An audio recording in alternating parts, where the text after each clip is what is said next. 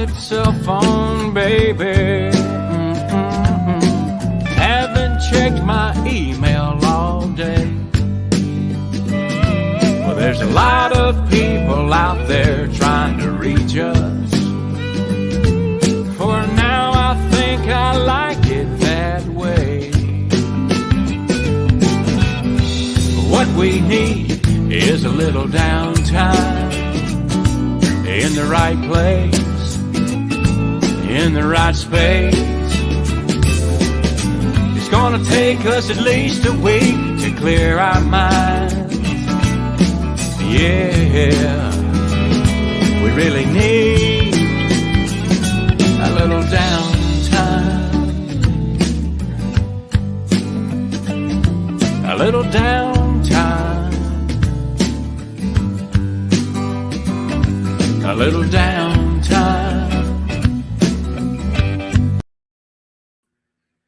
Hey folks, it's Jason Hyatt with RoundTable Ranch. We are now live on the CTW TV network and all our social media platforms, Facebook, YouTube, and all those other crazy things that we've got going on.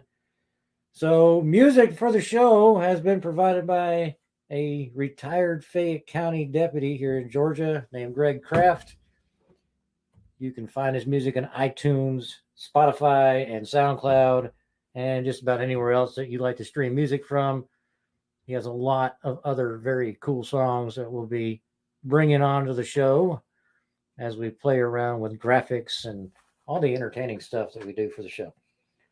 So, like I said, I'm Jason Hyatt. This is RoundTable Ranch.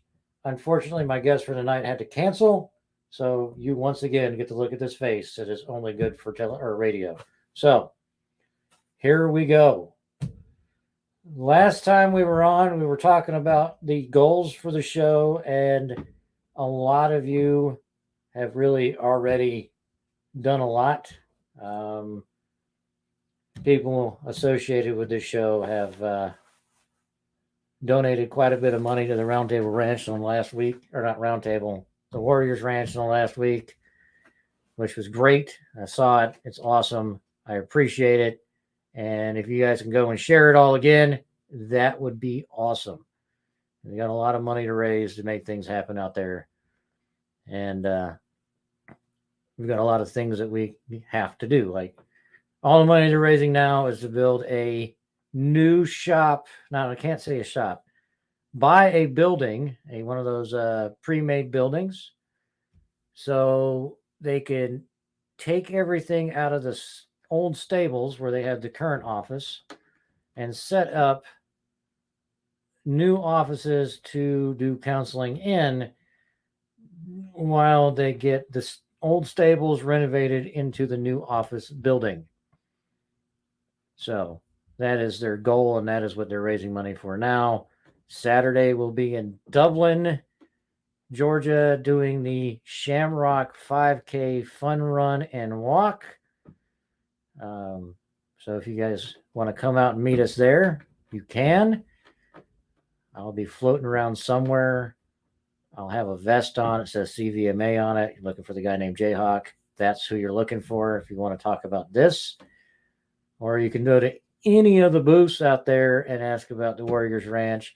And one of the lovely ladies out there, or men, because there are some, but one of the ladies that runs the ranch will be out there. You can find Marla or Paula and ask any questions you want, and they'll be able to answer them. Because, well, that's their baby, and they know all the answers. For some reason, I'm looking like I'm really, really close to the camera today. That helps. All right.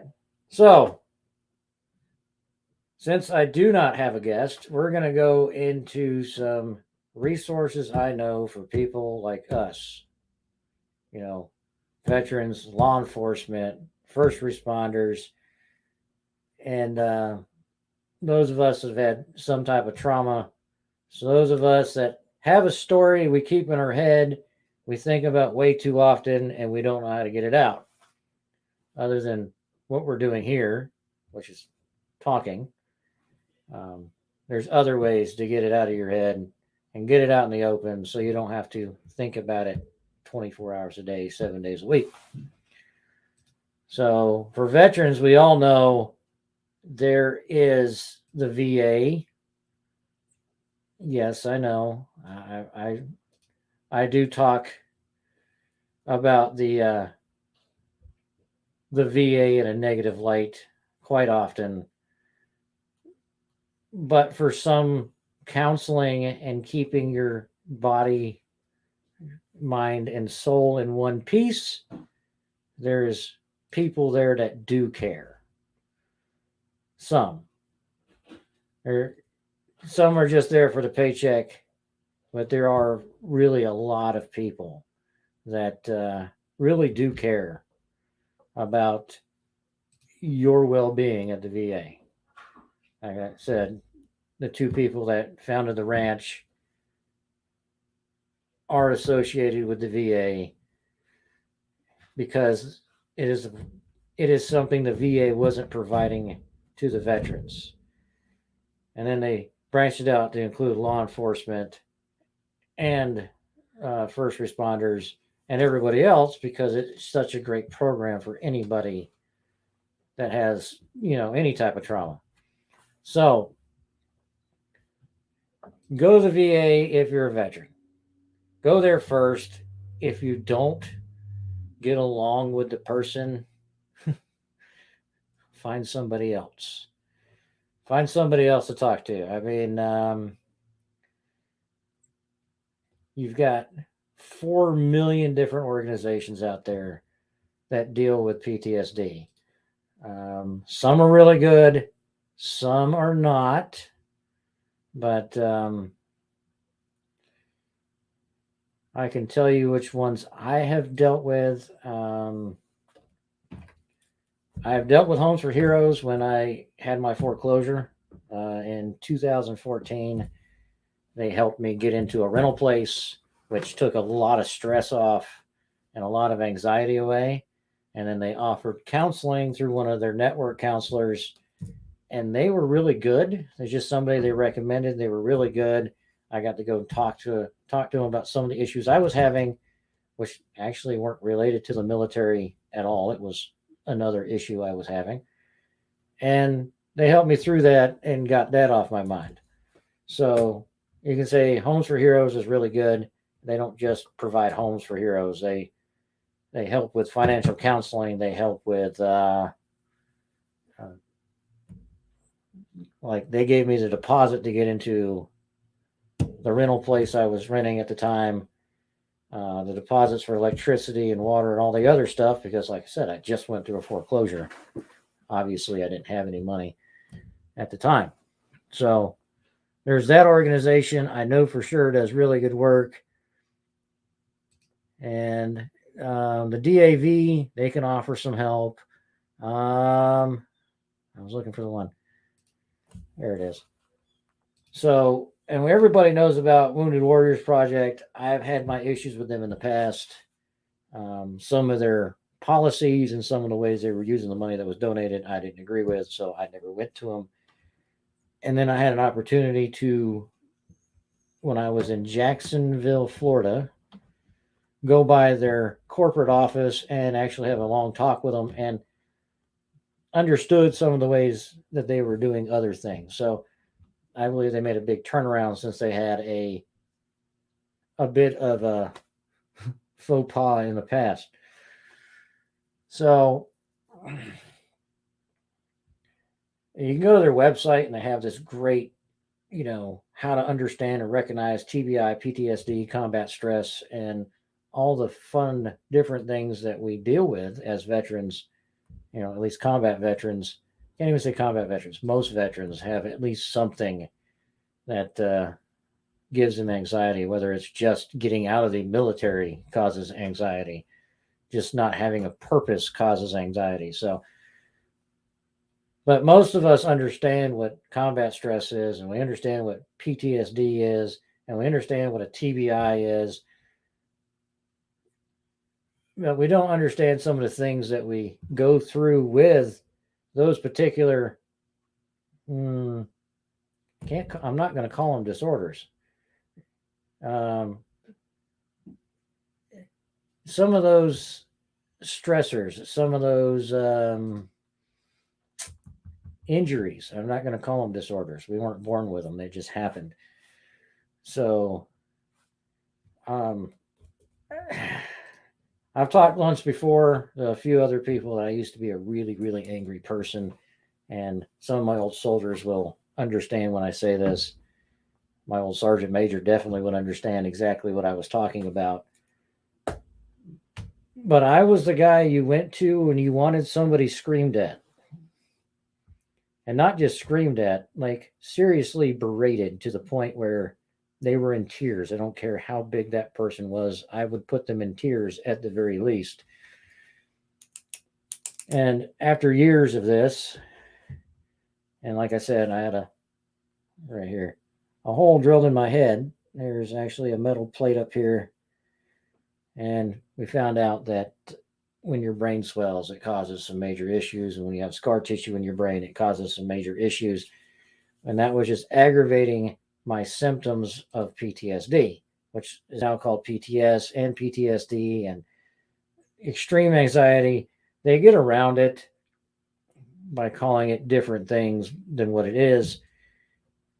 It's a mental injury. It's not physical at most times, but it's definitely a mental injury, and it's hard to get through. And you have anger or aggressive behavior, which I did. Definitely had some anger and some aggressive behavior. I can't say I ever took it too far. I never really got super physical. It was there at a few instances. Like I said, when I was in Korea, I got into a lot of fights, and that was dealing with other things, and it felt good at the time, so I did it. I also got really, really drunk, which is, alcohol, drug abuse. Never got addicted to alcohol, never had a problem with the drugs. I like to drink, and I used to think that drinking would get rid of my nightmares, put me to sleep, and it didn't. It made my nightmares worse. It made my mood bad. It gave me a headache in the morning. So it took quite a few years, and then I stopped drinking a lot. I still enjoy my bourbon, but it's like 1 or 2 glasses, 1 or 2 times a month, if that. So if I've got the fire pit running and I'm relaxing, I'll kick my feet up with a good glass of bourbon and a good cigar and just look over my yard, and I'm relaxed. Or if I was out at the ranch, I would probably do it at the ranch, but then I'd have to drive, so I wouldn't be drinking bourbon. Because that is one thing I definitely will not do, is drink and drive. I have a 2-drink max, and usually that's 2 beers, not bourbon. So when PTSD isn't limited to us veterans. Law enforcement goes through it. First responders go through it. Imagine an EMT coming up on a car crash that involved children. That's going to cause some mental trauma, and you're going to have problems with it. So we can't limit PTSD to just veterans.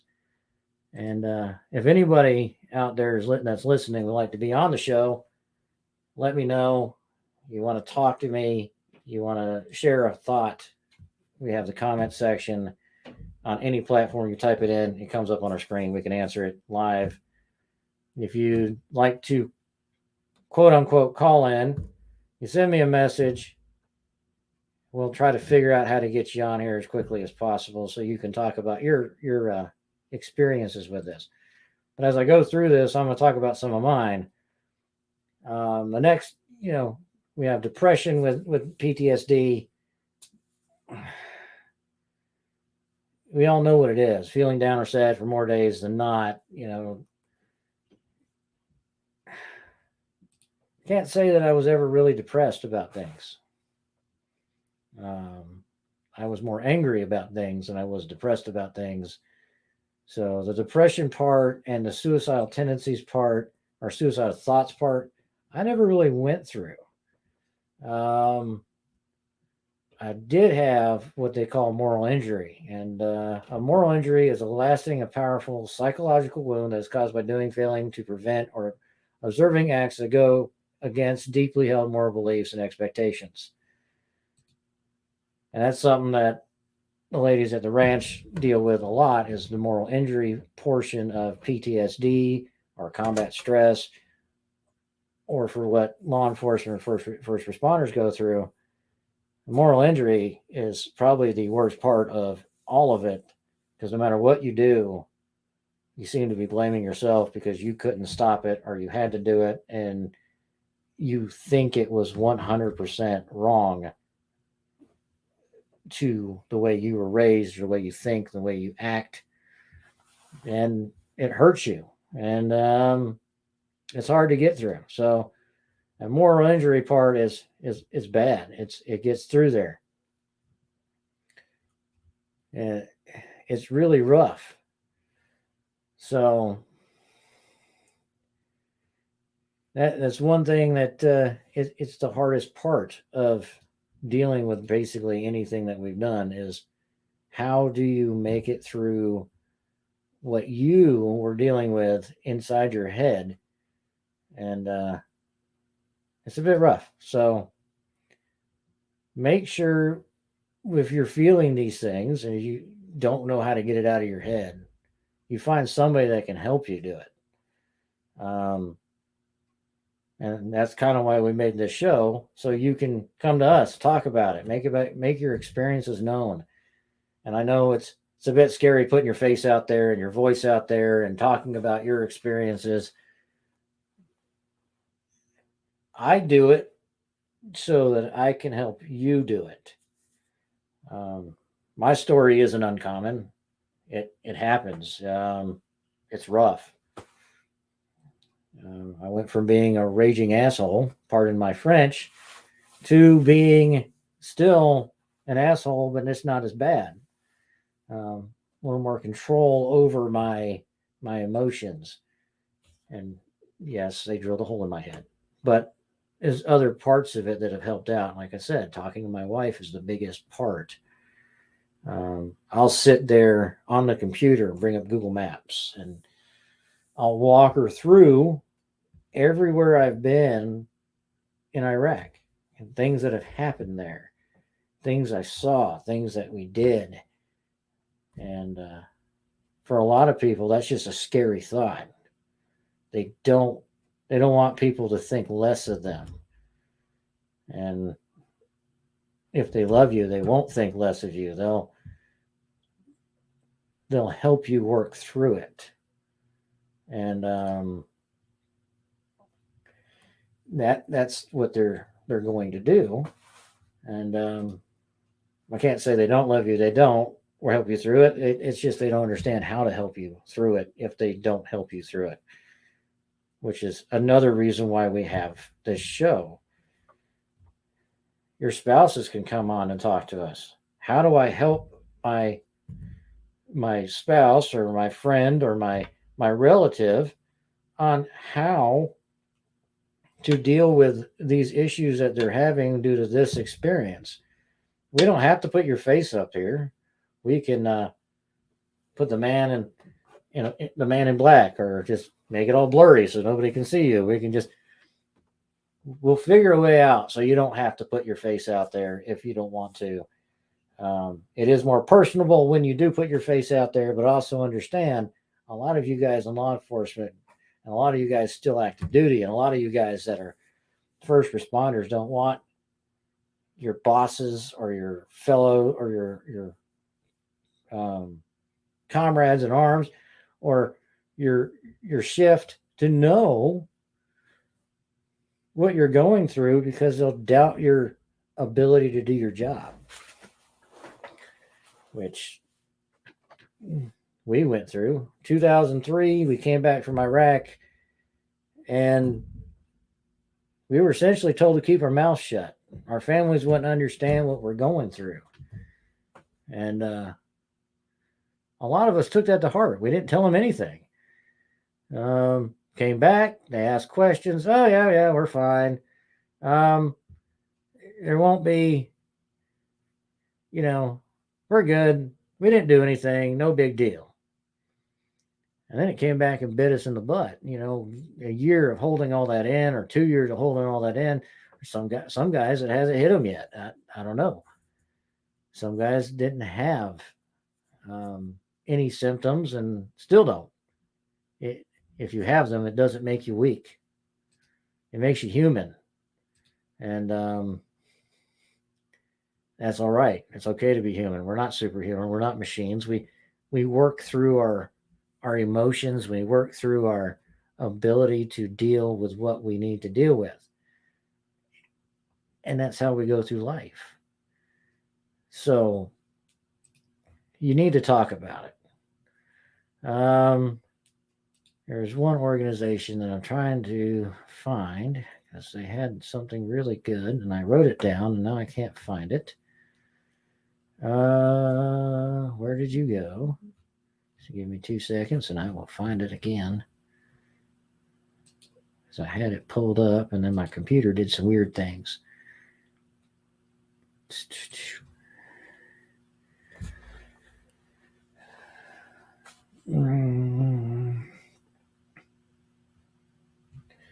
All right. So I can't find it. It done disappeared on me. And the little piece of paper I wrote it on, obviously the dog ate it. And now let's talk about that. As I talked about last show, we breed and train Dutch Shepherds. My wife and I do. We give away half the litter to disabled veterans, law enforcement, and first responders that need a companion or service dog. Monday, the first group turned a year old, which was great. I like seeing the work they've done in the last year. And I'm going to tell you this, my dog changed my life. I went to the VA. My psychologist at the time said, here's a bunch of medication that you're going to take to help you sleep, deal with your anxiety, deal with your stress. You're going to take these 3 pills. It's like Ambien. What was the other one? Gabapentin for my pain, because chronic pain from nerve injuries. And what was that last one? Some type of antipsychotic or whatever the heck it was. It was weird. I didn't want to take it. But fine. You think these 3 pills are going to save me from myself? I'm going to give it a shot. Things I've learned. Ambien makes me stay awake for days and super jittery.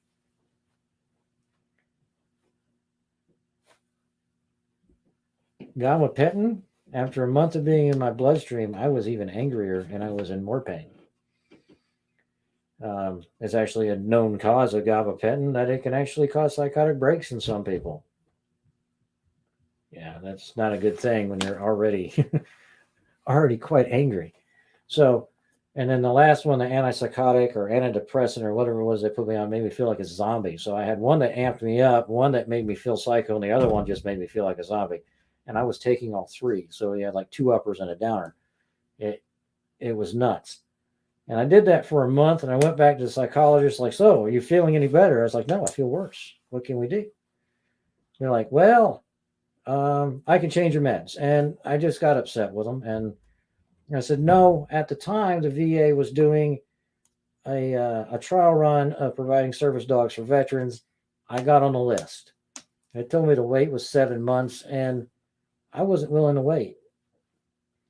So I started doing research, and I found a dog.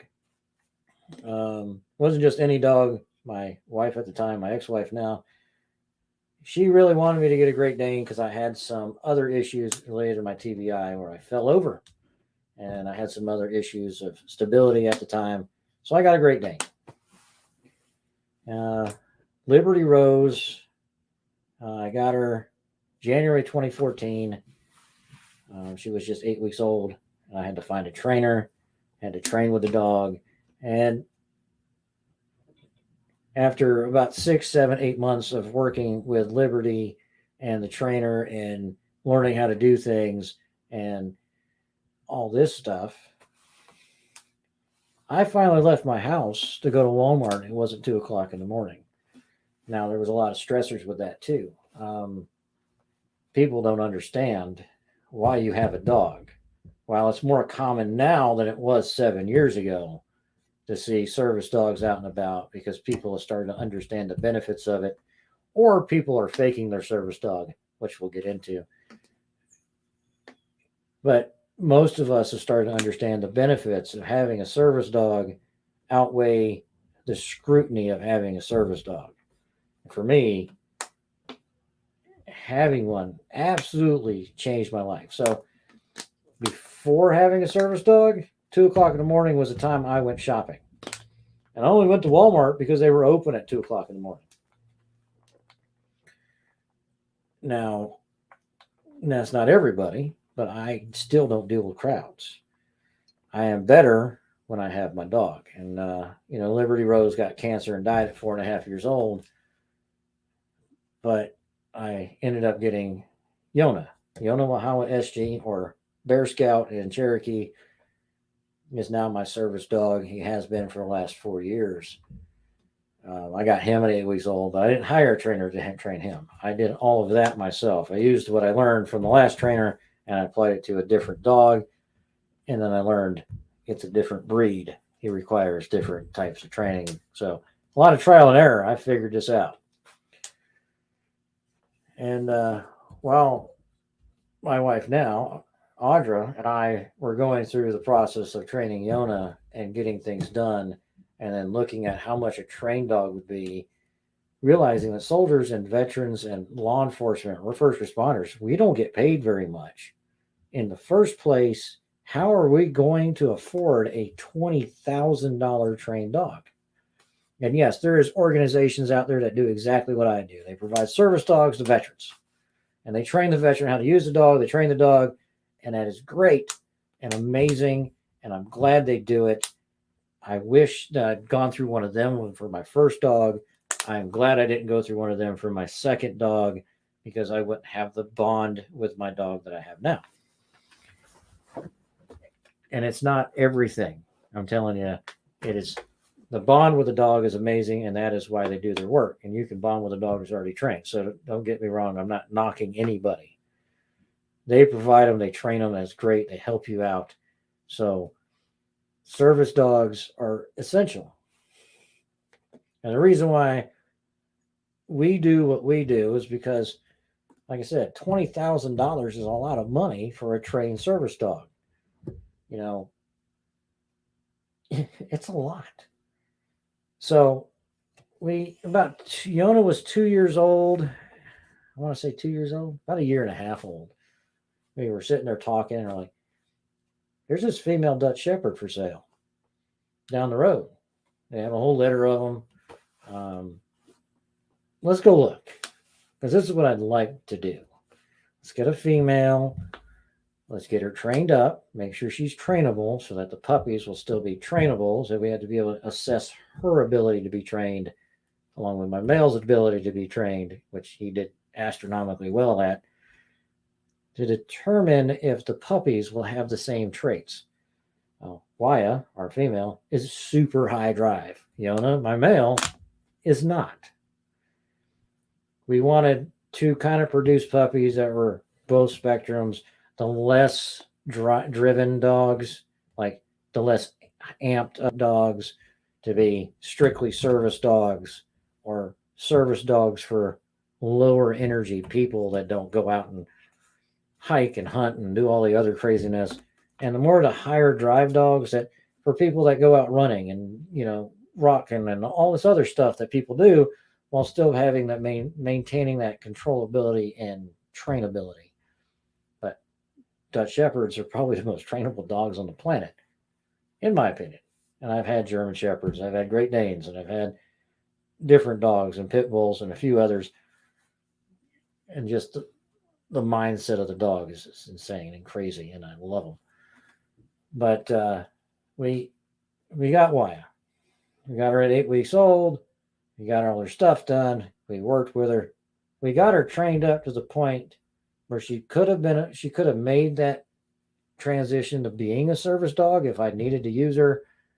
But Wyatt's got one small problem. She never stops barking.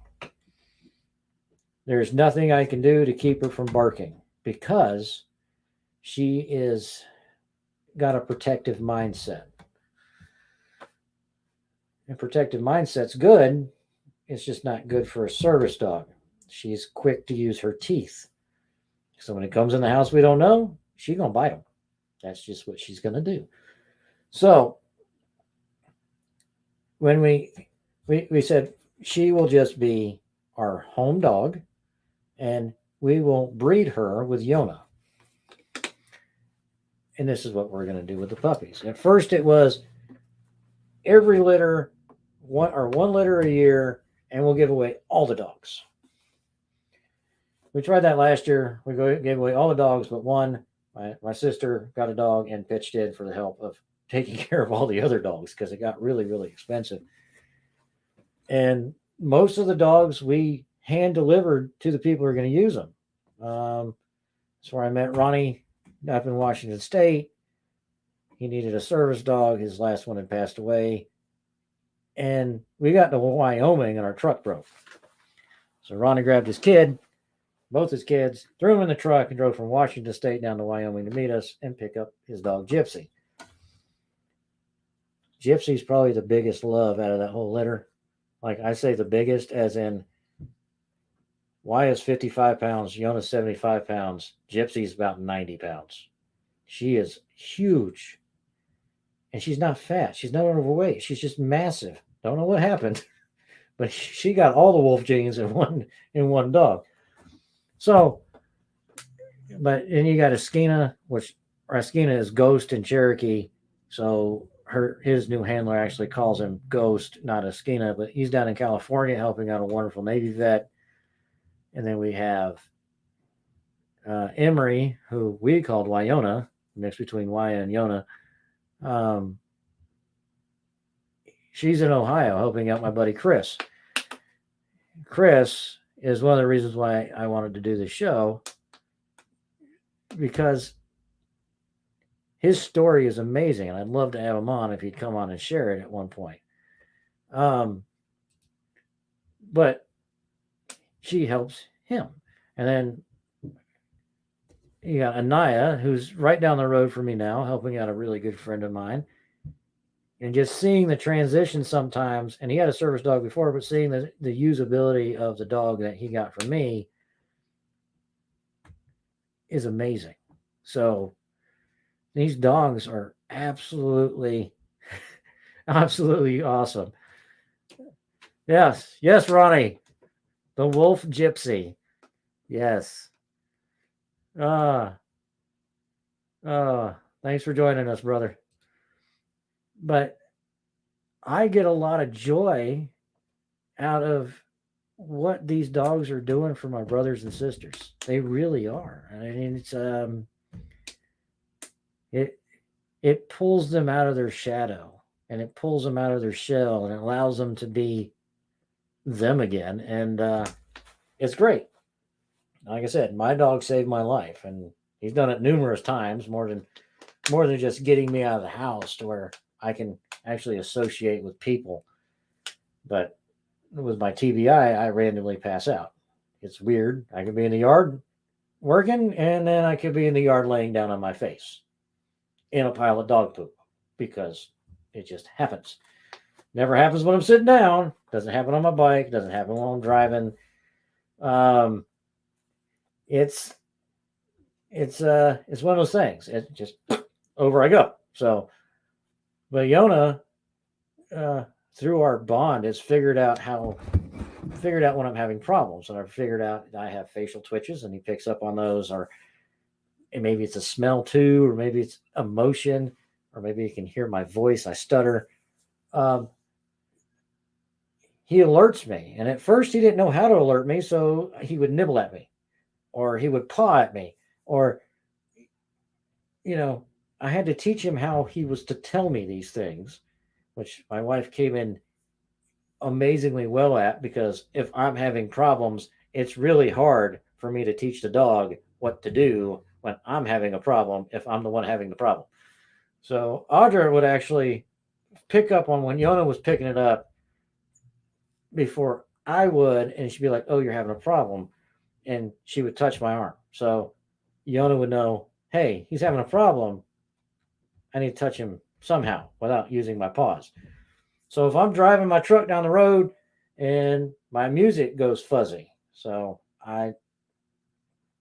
music for me is an audio cue that I'm having problems. People's voices go fuzzy. Background noise does not. It's weird.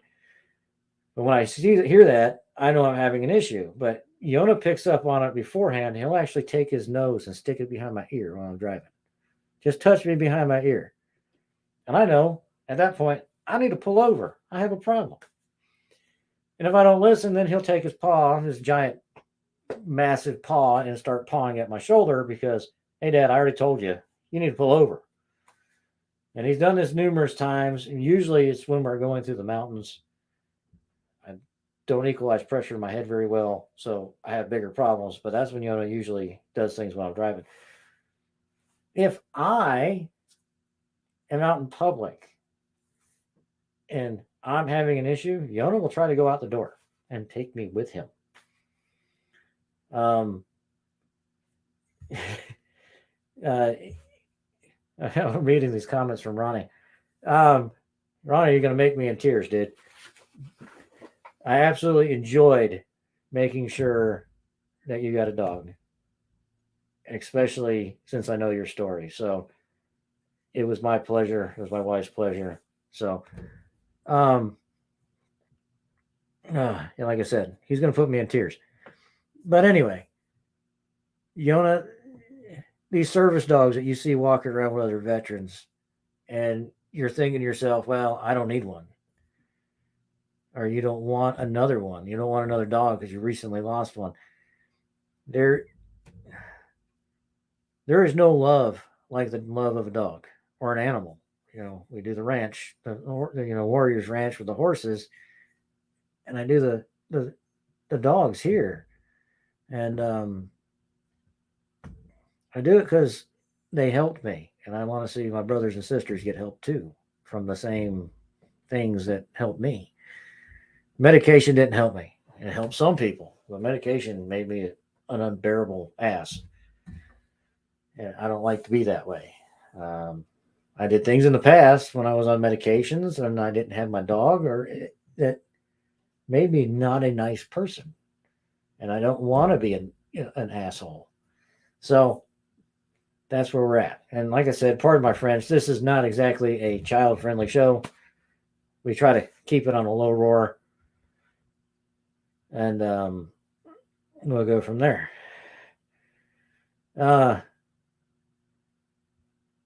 Yeah, Ronnie. Yes. I don't know how much of this I want to put on the screen, though. So,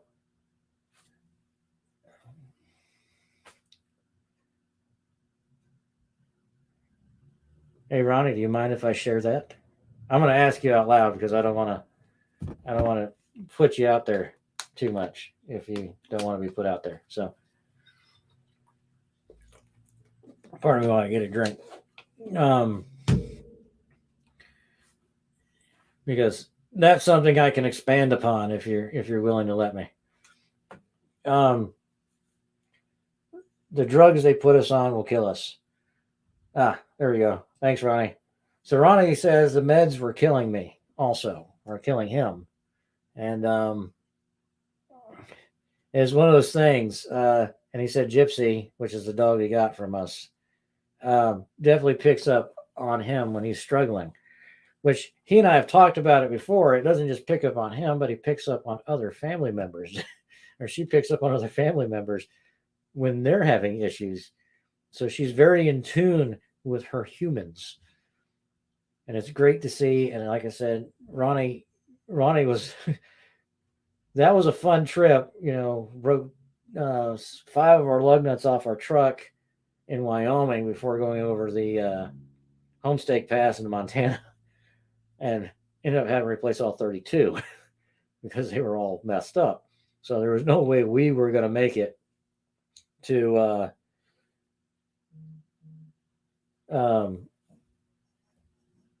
to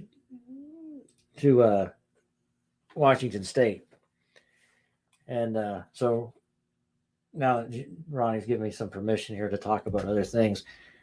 Ronnie's son James is autistic, and so Gypsy not only helps Ronnie, but she's gone and attached herself to James as well. So when James is having problems, Gypsy reacts to him. We gave him Gypsy to help Ronnie, and Gypsy has other things on her mind. So she is now a dual purpose service dog for Ronnie and James.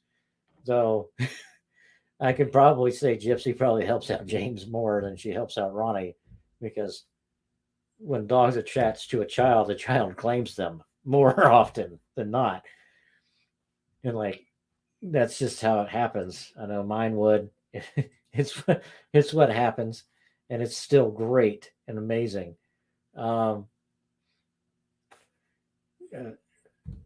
So these dogs are amazing creatures.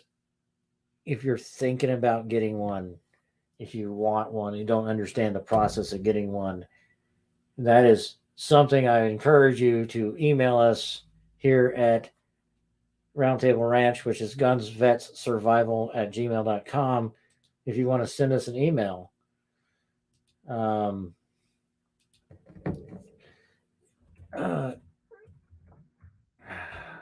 when I type it, bounces the screen everywhere. Darn it. And I'm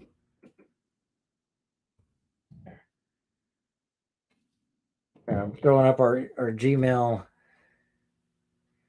on the screen so everybody can send us an email if they want to, and we can go over there. I'm going to throw that up there. And like I was saying, this warms my heart. This is something, like I said, it's given me a purpose. So therefore, I now have an entire reason to live again. Other than, I've got my wife, and I've got my kids, and I've got my dogs. But after spending so many years in the military, I had lost my purpose. And through doing the Shooter's Rest radio before, and then we had the Florida Response Unit down in Florida, started by my buddy. So going down and training with them and doing some other things, and then transitioning to, we did the VCRT, Veterans Crisis Response Team, for a while. That Facebook page is still up, and maybe it's something I can branch out again when we have the facilities at the ranch, maybe. But through all these things that I've been able to help others, I've actually been helping myself. So you can say it's selfish. I believe it's selfish. In a way, I get to live better through helping my brothers and sisters in arms, law enforcement, first responders, work their way through these other things. And I can tell I get a little emotional talking about it. Yes, vets helping vets, Ronnie, and vets helping law enforcement, first responders, because, like I said, we all have similar experiences on different sections of the world. Different mindsets, but same experiences. We all go through the same traumas of finding dead bodies, or seeing dead bodies, or trying to help somebody and losing them, or causing a dead body. We understand, and we understand each other's trauma on those things, and I'd love to get them out there. I'd love for everybody, all veterans and all law enforcement, all first responders, to stop hating each other so much. We will make fun of each other on a daily basis, but we're all family, in a way. We all have a story that starts and ends on a similar base. Military, we don't chase perpetrators. We go after the enemy. In law enforcement, they go after suspects and perpetrators. First responders, they get to clean up the mess that we caused. or they people cause themselves, and it's not pretty. And I couldn't imagine having to go into a house where people are injured due to another family member and dealing with that emotional trauma. I wouldn't want to do it. I'm perfectly happy armchair armchair quarterbacking from this side of my planet. I I'm not a cop. Never was a cop. I tried to be a cop, but I had a service dog, so I couldn't be a cop. I've got a brain injury. I'm not going to do that to other people. I understand why I'm not a cop. I couldn't do that job. I'm way too forceful and in your face to understand that the law says you have to do it this way, but Jason's going to do it this way. Go. I can't be a cop. So, as you see, gunsvetsurvival@gmail.com, YouTube, Gunvet Survival, RoundTable Ranch on Facebook, RoundTable Ranch on CTW TV Network. We are here. And yes, Ronnie, we are made for war. I am going to take a quick 30-second break. I've got to blow my nose, and I'm sure none of y'all want to see that. So give me about 30 seconds, and we'll be back.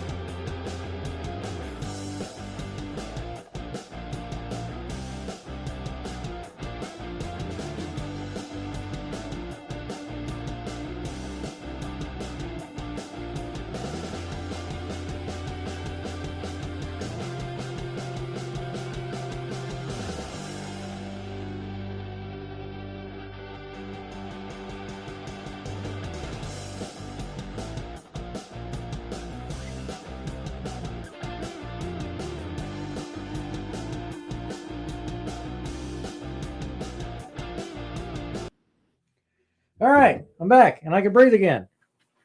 Stupid Bradford pears.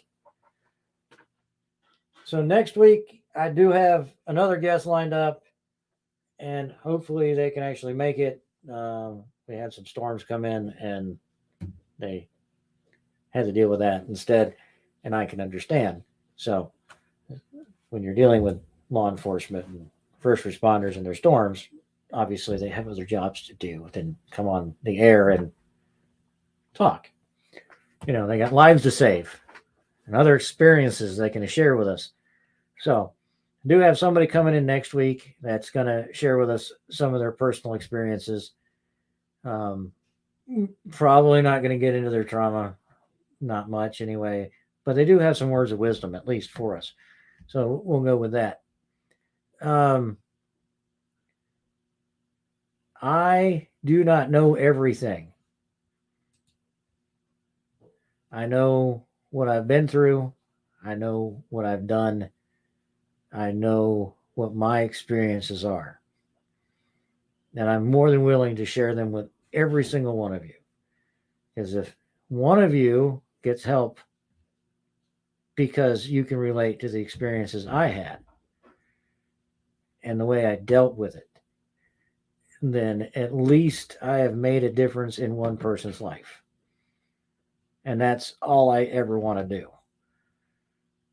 So we've got to acknowledge each other's experiences, and we have to understand that none of us know everything in life, and none of us know everything and how to deal with everything. And that is why we do what we do. So my advice will always be find somebody you trust, and talk to them. like open up, take down the wall that you have surrounding your heart and your mental capacity and talk to them. Because only then can you actually start healing.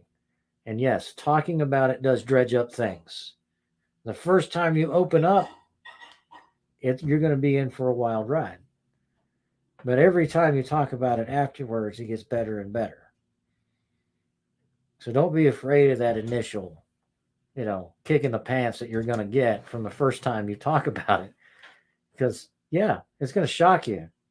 Because things you thought you forgot, things that aren't foremost in your mind, are going to come back up. You're like, oh my gosh, I can't believe I remembered that finally. Yes, Ronnie, that's what I'm saying. Talking helps over time, not at first. At first, it's rough. It's hurt. It hurts you. Not just in your heart, but in your soul. And you're like, oh my God, I can't believe I'm talking about this. And I can't believe the emotions are coming up. Because we're going to hide our emotions is what we do. We do best. Like, we don't hide anger very well. At least I don't. You know when I'm angry. You're going to know when I'm pissed off because that's it's obvious. It's very obvious. I don't keep it in. As people will tell you, though, it's very scary when I get quiet. If I'm angry and quiet, it's bad. If I'm angry and loud, at least I'm dealing with it. So you'll know when I'm angry. So, but yes, find that person that may not understand, but at least can understand what you're going through and then what's in your head, and talk to them. And be prepared, because that first time you talk about it, it's going to kick you in the pants. And then the next time you talk about it, it's going to kick you in the pants just a little bit less. And then the next time, a little bit less. And as you go forward, you'll get to the point where you can talk about it and you don't feel like you've been kicked upside the head every time you say something. And after you start dealing with it out loud and with somebody else, you start dealing with it inside yourself and you get better. So I implore you, at least today, to go find somebody to talk to. And I don't even say a mental health professional. They don't have to be a mental health professional. You can send me an email and talk to me. I'll help you through it, because that's what we're here for. So this show is for veterans, law enforcement, first responders. You're on YouTube, Facebook, RoundTable Ranch, or RT Show 911. Takes you right to our Facebook page, CTW TV Media Group, CTW TV Network, YouTube, Facebook. Look us up, drop us a line, send us a message. Ronnie, thank you for contributing to the show. Everybody else that's watching, thank you so much for being here today. I believe Dan Meadows has another show coming out tonight. So go ahead and make sure you go over to the CTW TV network, follow his show tonight, and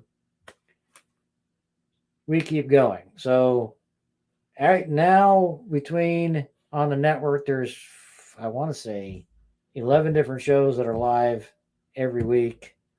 Sometimes we will throw a recorded show up because we're under the weather, or we had other things we had to do, or like this show is incredibly emotional for me. We might have to take a break once in a while just so I can deal with it all. But anyway, so thank you all for tuning in. I also ask you to go look up Greg Croft on iTunes, Spotify, SoundCloud. All three platforms have some of the same songs, but you'll find more songs on iTunes and SoundCloud than you will on Spotify by him. Used to be a sheriff's deputy here in Georgia, and he has graciously donated the rights or privileges to use his music on this show so that we can have a better show. So, thank you, and y'all have a really good night.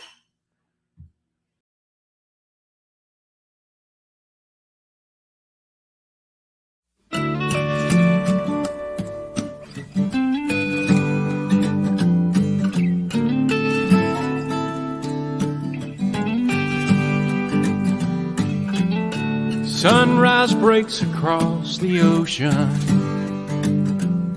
The coffee's brewing and the day is new.